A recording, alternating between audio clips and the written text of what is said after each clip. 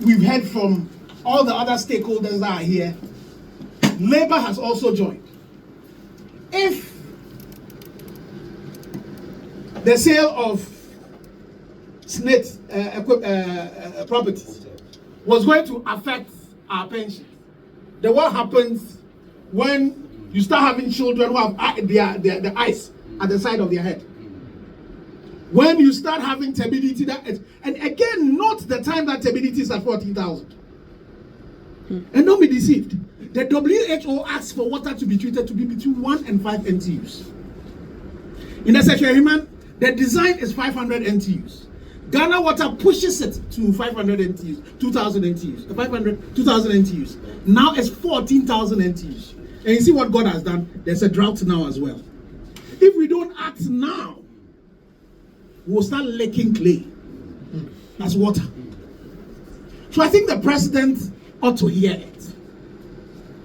That now we are resolute in our ask. So as we've said, we are working in tandem. The media, we're going to be working in tandem with the labor unions. So definitely there are going to be some demonstrations that are going to happen.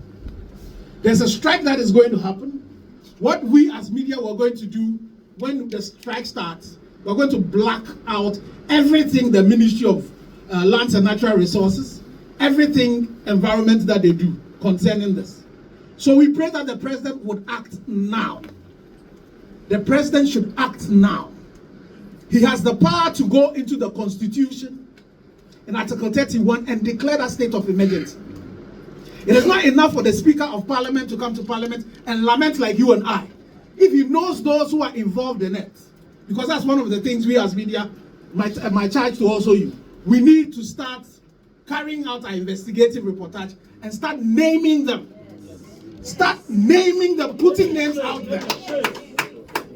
It's not only name and shame. We're also looking for lawyers.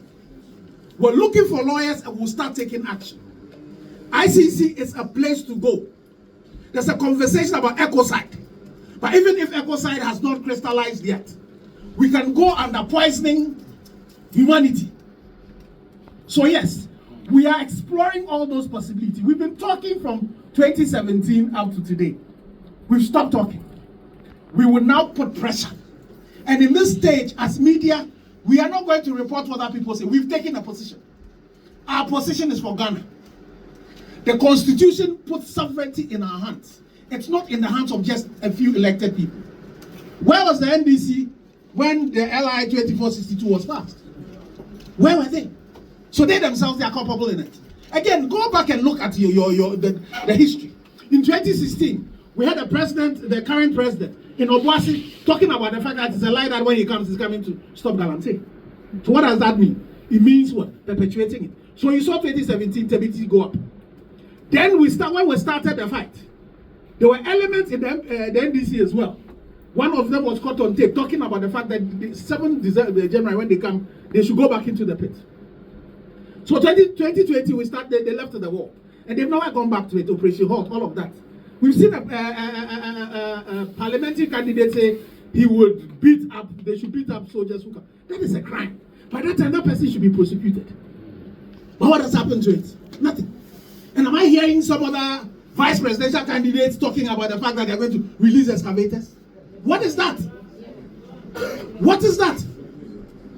I'm also hearing some other presidential candidates talk about the fact that when you ban Galamsey, job what is that? We are in a crisis, and so we are going to be asking to meet all the presidential candidates, and we want them to put it open that they support whatever action that we're asking for, they support it. We don't want them to come to Accra and come and tell us, oh, they are not fighting Galamsey. Then they will go into some of those places and do that. So please, for all of us who are here, it's